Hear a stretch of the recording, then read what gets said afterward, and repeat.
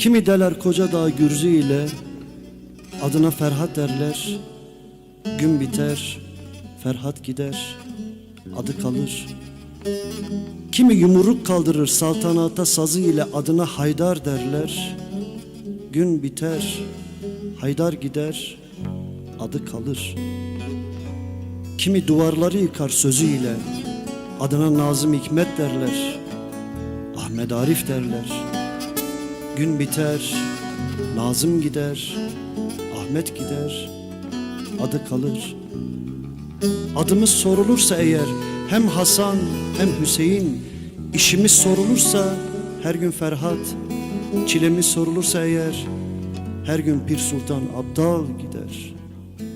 Şu kanlı zalimin ettiği işler,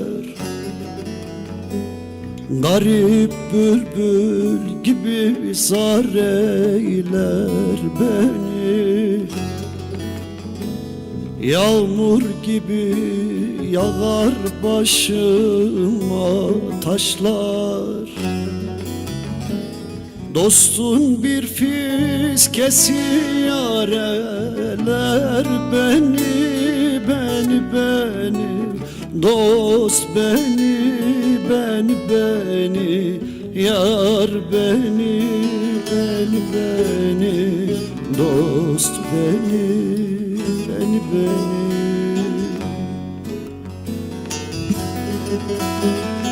Dostun bir fiskesi yareler beni. Dost beni, yar beni, can beni.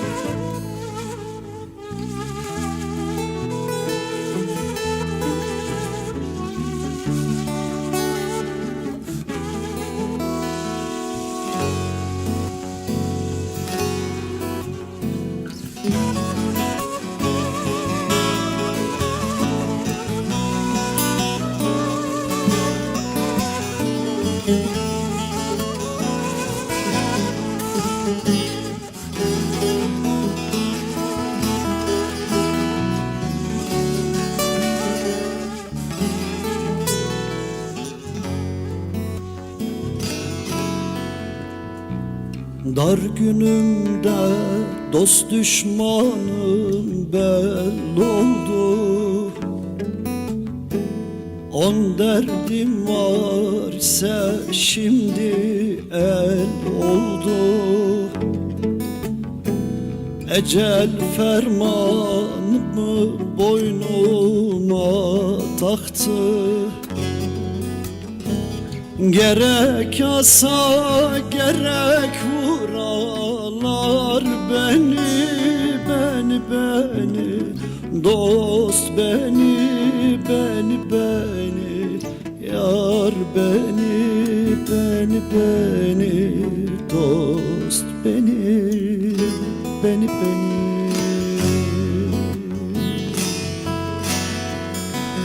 Gerek asa gerek vuralar beni. Dost beni, yar beni, dost beni.